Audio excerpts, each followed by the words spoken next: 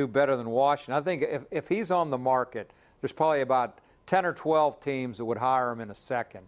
And he's that highly regarded. He's more highly regarded around the league, I think, than he is in Pittsburgh. But it's a juicy story right now, but it has nothing to do with this game Sunday or the rest of the games this year.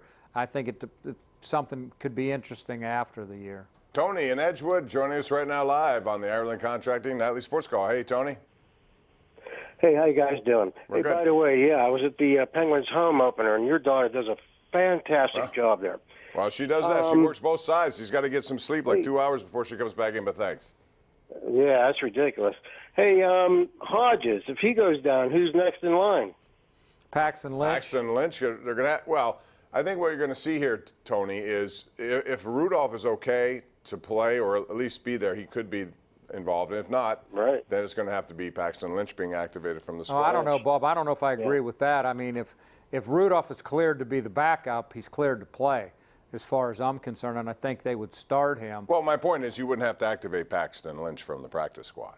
Well, yeah, but You'd have Devlin then you would start Rudolph if he can play. Right. Okay. But again, it just we don't know any of this until it plays out this week. Do you think Tomlin let it slip with his quote at the end there about how, when he was asked about Washington, he said, "I got to go on the road to Los Angeles with my third quarterback." Well, as of now, that's what it looks like. And play a Hall of Fame caliber quarterback.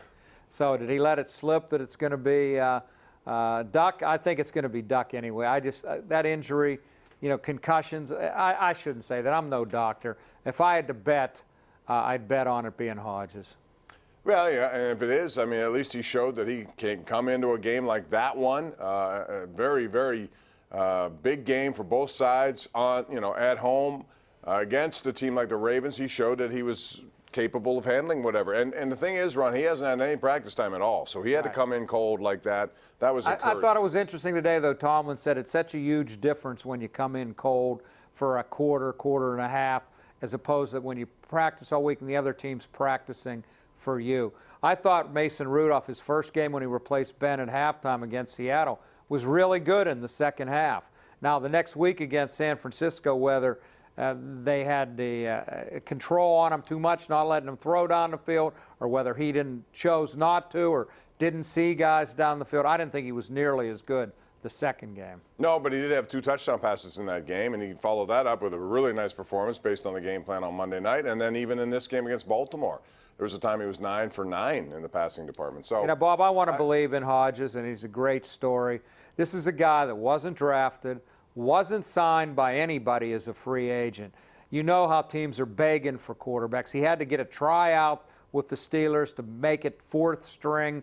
With them, he was cut in the final cut, got brought back with Dobbs. I'm not sure he can play in the league. I mean, we'll find out, and I hope he can, because it would be a wonderful story. But I think there's a reason why he wasn't drafted or even signed. I get it, guys get signed as free agents. He wasn't even signed. But he had a tremendous career, and we'll see. I mean, maybe it's just an oversight by a lot of people. Sometimes these make stories in sports very good and entertaining, and you just never know. That's why I love sports. Let's go to Tim in Pittsburgh. Hey, Tim, what's up? Hey, Bob and Ron. Hey, Ron, I wanted to commend you on your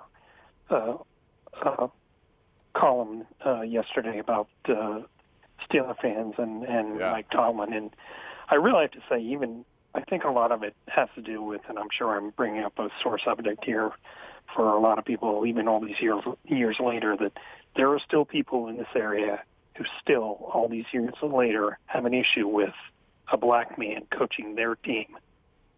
Well, I hope we've gotten past that. I hope so too, but Bob, I think there's some truth to that with some people. Not everybody. Not everybody who criticizes Tomlin is a racist by any stretch. By any stretch. But I believe there are people out there who that is one reason they don't like him. It's sad. You judge him by how he does. If you want to say he's only won 3 playoff games since 2010, that's a fair criticism. And not everybody who criticizes him is doing it from a racial standpoint, but I believe there are some people who do. Yeah, and it's a shame. That stuff should be over and done with, but bottom line is Mike Tomlin's had a very nice run here, and we'll see what he can do given this situation. This is why, as a head coach in the NFL, look at all these other teams. They're facing similar adversities, and you have to dig your way out if you can. We have Mike, Pete, Ernest and Mike on the line. We'll get to your calls next right here live. This is the Ireland Contracting Nightly Sports Call, Pittsburgh CW.